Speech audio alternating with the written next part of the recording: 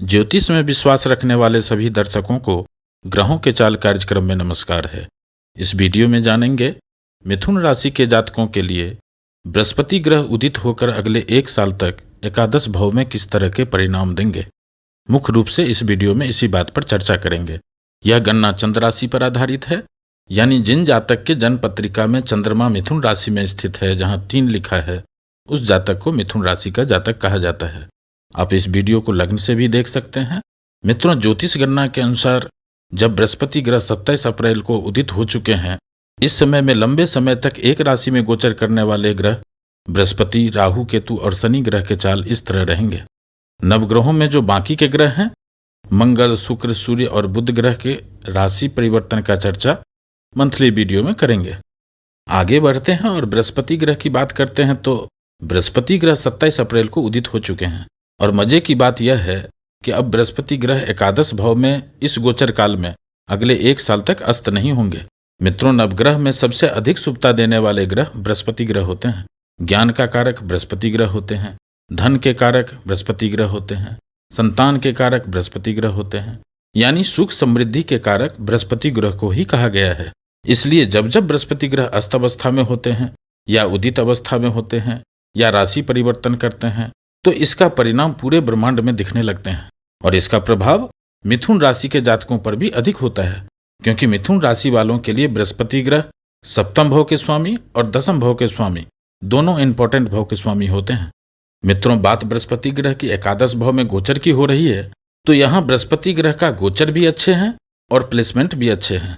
इसलिए इस कालखंड में यानी अगले 1 साल में बृहस्पति ग्रह निश्चित रूप से अच्छे परिणाम देंगे। मित्रों, कई बार दर्शकों का यह प्रश्न रहता है कि गोचर और प्लेसमेंट में क्या अंतर है। मित्रों, जैसा कि अभी आप देख पा रहे हैं, जहां बृहस्पति ग्रह विराजमान है वहां 1 लिखा है। यह मेष राशि को दर्शाता है, यानी मेष राशि में इस समय में बृहस्पति ग्रह गोचर कर रहे हैं और एकादश भाव में बृहस्पति ग्रह का यह गोचर हो रहा है। इसको प्लेसमेंट कहते हैं।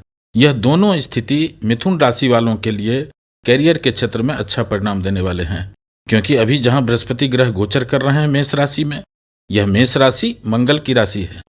बृहस्पति ग्रह और मंगल ग्रह आपस में मित्र ग्रह हैं और एकादश भाव में बृहस्पति ग्रह अच्छे परिणाम देते हैं।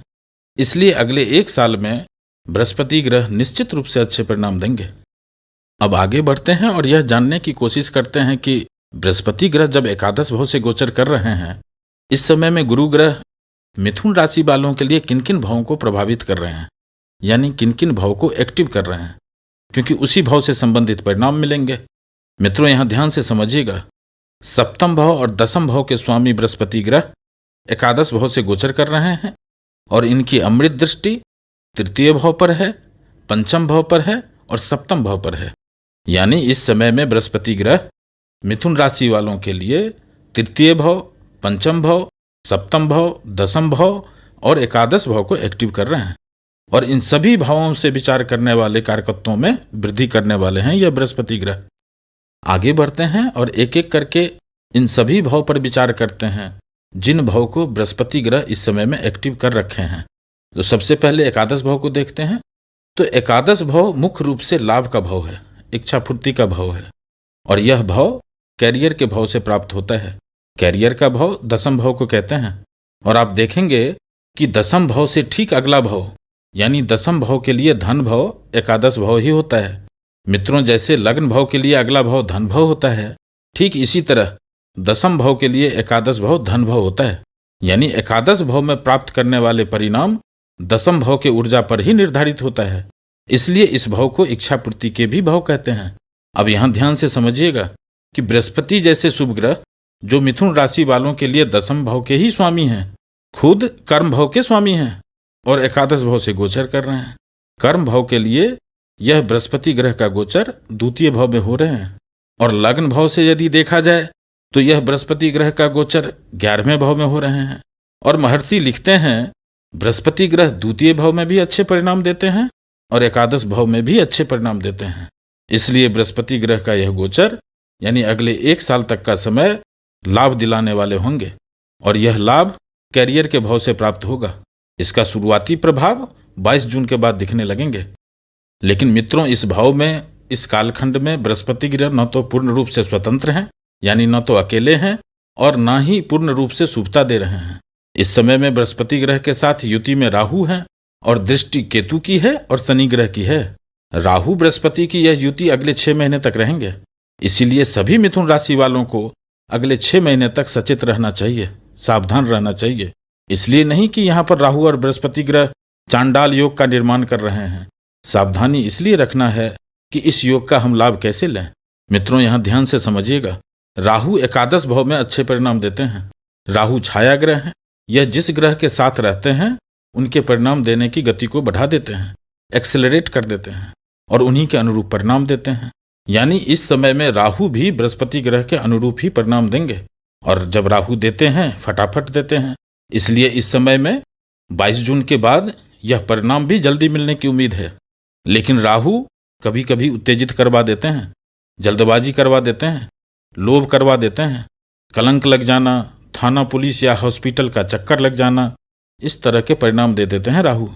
इसलिए शास्त्रों में राहु और बृहस्पति ग्रह की युति को अच्छा नहीं कहा गया है, क्योंकि बृहस्पति ग्रह मान सम्मान के साथ वृद्धि करते हैं और राहु किसी भी तरह से प्राप्त करना चाहता है। और ऐसी स्थिति में कभी कभी अपमान, अपयश और कलंक का सामना करना पड़ जाता है। इसलिए सावधान रहें। सावधानी क्या रखना है? कोई टोना टोटका नहीं, जल्दबाजी करने से बचें, वाद विवाद से बचें, अनैतिक कार्यों से बचें और जब भी समय बचे अपने आराध्य को नमन करें, ध्यान करें। इससे बड़ा उपाय और कुछ भी नहीं है। यह छोटा सा उपाय आपको लाभ दे करके जाएंगे। आगे बढ़ते हैं और बृहस्पति ग्रह की दृष्टि की बात करते हैं। तो बृहस्पति ग्रह की प्रथम दृष्टि तृतीय भाव पर है। तृतीय भाव से भाई बहन, सहकर्मी, यात्रा, संचार, परिश्रम और पुरुषार्थ का विचार मुख्य रूप से किया जाता है। मित्रों, 17 जनवरी के बाद से ही शनि ग्रह की भी सप्तम दृष्टि मिथुन राशि के तृतीय भाव पर है, जिसके कारण जनवरी महीने से ही अनायास ही परिश्रम में वृद्धि हो जाना, परेशानी का सामना करना, आपस में मनमुटाव हो जाना, इस तरह के परिणाम दे रहे थे शनि ग्रह।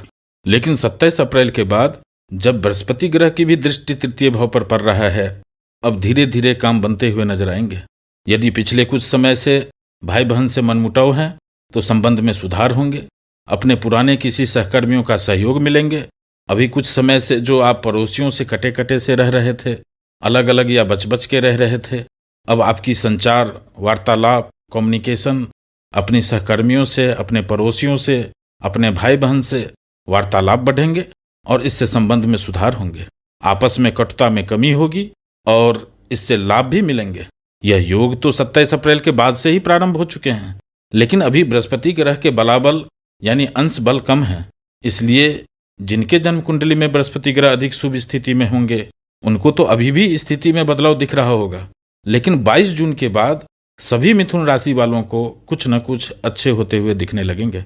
जो लोग संचार के क्षेत्र से जुड़े हुए हैं, कम्युनिकेशन के क्षेत्र से जुड़े हुए हैं, मीडिया के क्षेत्र से जुड़े हुए हैं, आईटी के क्षेत्र से जुड़े हुए हैं, टूर एंड ट्रेवल्स के क्षेत्र से जुड़े हुए हैं, हैवी लेबर के क्षेत्र से जुड़े हुए हैं, उनके लिए 22 जून के बाद एक नए बदलाव के संकेत दे रहे हैं यह बृहस्पति ग्रह।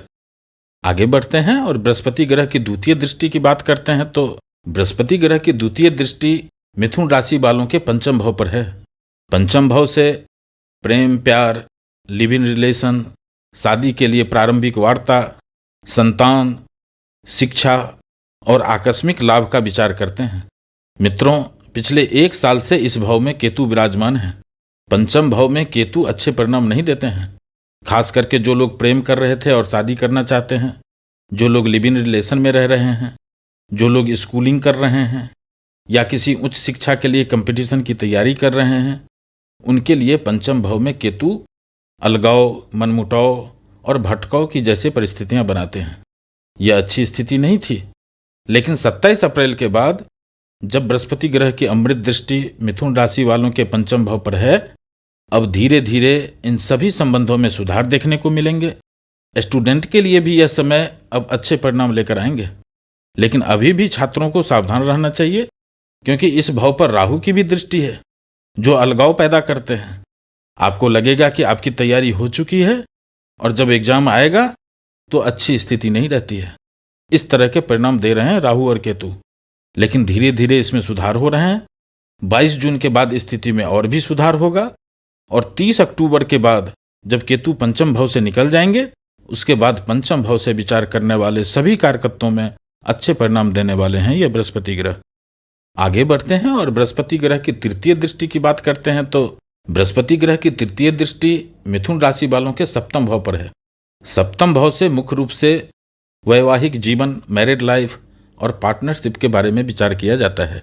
मिथुन राशि के कुंडली में सप्तम भाव का स्वामित्व भी बृहस्पति ग्रह के पास है और इस समय में बृहस्पति ग्रह की तीसरी दृष्टि भी खुद के घर पर ही है। और एक अच्छी बात यह है कि इस भाव पर केतु और शनि ग्रह में से किसी भी अलगाव पैदा करने वाले ग्रह की दृष्टि इस समय में सप्तम भाव पर नहीं है। महर्षि लिखते हैं कि जब बृहस्पति ग्रह की दृष्टि सप्तम भाव पर होता है तो जातक स्वरोजगार यानी अपना व्यापार प्रारंभ करता है। यानी जो मिथुन राशि के जातक स्वरोजगार करना चाहते हैं, अपना व्यापार करना चाहते हैं, उनके लिए अगले 1 साल तक का समय अच्छा रहने वाला है। इस समय में डे टू डे इनकम में वृद्धि होंगे, लाइफ पार्टनर से अंडरस्टैंडिंग में सुधार होंगे। जिनका लाइफ पार्टनर से अलगाव हो चुका है, यदि 30 अक्टूबर तक आपका डिवोर्स नहीं होता है तो आगे संबंध में सुधार हो सकते हैं। और जो लोग पार्टनरशिप में कोई बिजनेस कर रहे हैं उनके लिए भी पिछले 1 साल के जो हालात थे उसमें सुधार होते हुए देखेंगे। आगे बढ़ते हैं और दसम भाव की बात करते हैं। क्योंकि मिथुन राशि के कुंडली में दसम भाव का स्वामित्व बृहस्पति ग्रह के पास है, इसलिए मिथुन राशि वालों के लिए दसम भाव से मिलने वाले परिणाम का जब भी विचार किया जाएगा उस समय बृहस्पति ग्रह गोचर में किस स्थिति में है यह बहुत महत्वपूर्ण हो जाता है। मित्रों, जैसे कि अभी पहले बता चुका हूं कि लाभ भाव का परिणाम की गणना दसम भाव में प्राप्त ऊर्जा के अनुरूप ही होता है। अभी 30 अक्टूबर तक इस भाव पर राहु, केतु और शनि ग्रह की दृष्टि नहीं है। यह स्थिति कैरियर के लिए, रोजगार के लिए, व्यापार के लिए शुभ स्थिति है।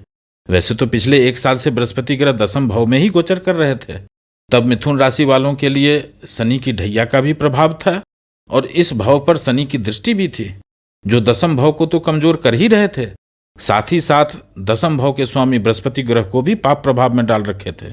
इसलिए मिथुन राशि वालों को पिछले लंबे समय से कैरियर में काफी परेशानी का सामना करना पड़ा है। लेकिन 17 जनवरी के बाद शनि ग्रह की दृष्टि दसम भाव पर से हट गया, इसलिए धीरे धीरे कैरियर के क्षेत्र में बदलाव प्रारंभ होने वाले हैं और इसका प्रभाव 22 जून के बाद दिखने लगेंगे। अभी भी शनि ग्रह की दृष्टि बृहस्पति ग्रह पर है, इसलिए कैरियर के क्षेत्र में, लाभ में, जमा धन में कुछ विलंब हो सकते हैं। जितनी मात्रा में लाभ होना चाहिए उसमें कुछ कमी हो सकते हैं, कुछ परेशानी भी हो सकते हैं, लेकिन कैरियर में नए बदलाव होंगे जरूर।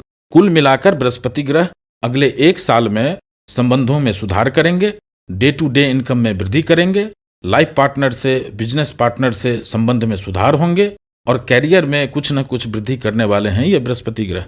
फिर मिलेंगे एक नए वीडियो के साथ। नमस्कार।